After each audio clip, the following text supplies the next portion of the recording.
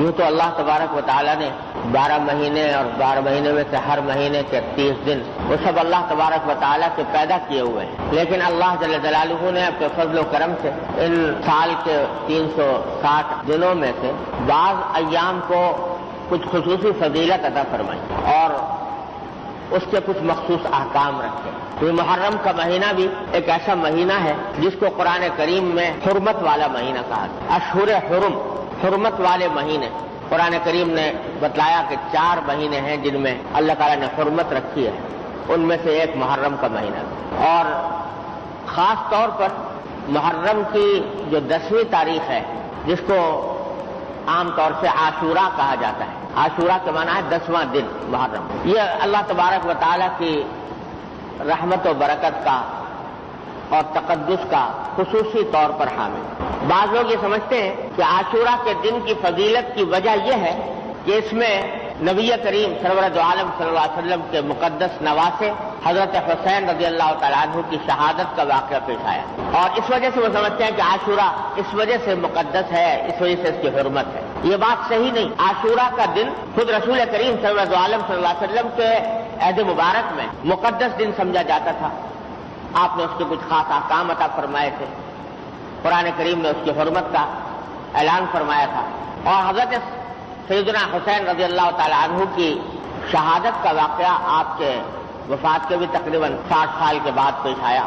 تو واقعہ یوں نہیں ہے کہ عاشورہ کی حرمت اس واقعے کی وجہ سے ہے، بلکہ یہ حضرت سیدنا حسین رضی اللہ تعالیٰ عنہ کی شہادت کا اس روز واقع ہونا یہ حضرت حسین کی مزید فضیلت کی دلیل ہے کہ اللہ تعالیٰ نے ان کو شہادت کا مرتبہ ایک ایسے دن میں عطا فرمایا جو پہلے ہی سے مقدس اور محترم چلا آ رہا۔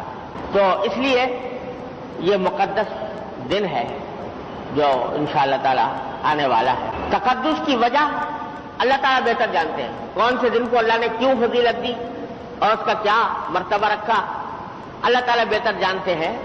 ہمیں اس تحقیق و تفتیش میں پڑنے کی حاجت نہیں۔ بعض لوگوں میں یہ باتیں مشہور ہیں کہ عاشورہ کا دن حضرت آدم علیہ السلام کی دنیا میں اترے تو عاشورہ کا دن تھا، نوح علیہ السلام کی کشتی جب پار لگی تو عاشورہ کا دن تھا، ابراہیم علیہ السلام کو آگ میں ڈالا گیا اور پھر وہاں آگ کو گلزار بنایا گیا تو وہ عاشورہ کا دن تھا، اور قیامت قائم ہوگی تو عاشورہ کا دن ہوگا۔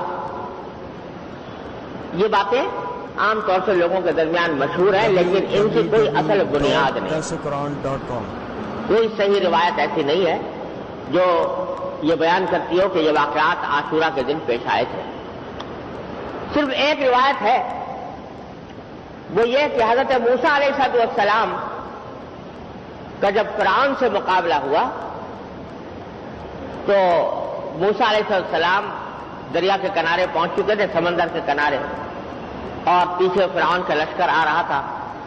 تو اللہ تبارک و تعالیٰ نے موسیٰ علیہ السلام سے کوئی حکم دیا کہ اپنی عصا کو پانی کے اوپر مارے، تو پانی پر مارنے سے وہ راستے بن گئے اور موسیٰ علیہ السلام کا لشکر پار اتر گیا، اور فرعون نے جب اپنے لشکر سمیت اس میں قدم بڑھائے تو پانی کے بیچ میں پہنچنے کے بعد وہ غرق ہو گیا۔ تو یہ واقعہ عاشورہ کے دن پیش آیا تھا۔ اس کے بارے میں ایک روایت موجود ہے جو نسبتاً بہتر روایت، لیکن اور سارے واقعات جو مشہور ہیں ان کی کوئی اصل اور بنیاد نہیں۔ اور جیسا میں نے عرض کیا کہ اس تحقیق میں پڑھنے کی حاجت نہیں کہ کس وجہ سے اللہ تبارک و تعالیٰ نے اس دن کو فضیلت بخشی۔ یہ اللہ جل جلالہ کے بنائے ہوئے ایام ہیں، وہ جس کو چاہتے ہیں، جس دن کو چاہتے ہیں اپنی رحمتوں اور برکتوں کے نزول کے لیے منتخب کروا لیتے ہیں، وہی اس کی حکمت اور مصلحت کو جاننے والے ہیں۔ ہمارے اور آپ کے ادراک سے ماورا بات ہے، اس وقت اس بحث میں پڑھنے کی ضرورت ہے۔ ہاں البتہ یہ ضرور ہے کہ جب اللہ تبارک و تعالی نے اس دن کو منتخب کر لیا اس کام کے لیے، تو اس کا تقدس یہ ہے کہ اس دن کو اس کام میں استعمال کیا جائے جو نبی کریم سرور دو عالم صلی اللہ علیہ وسلم کی سنت کے مطابق، اور سنت کا جو سنت میں جو واحد حکم دیا گیا ہے عاشورہ کے دن وہ ہے روزہ. روزہ رکھنا 1 سال کے گناہوں کا کفارہ، یہ روایت میں آتا ہے کہ رسول اللہ صلی اللہ علیہ وسلم نے فرمایا.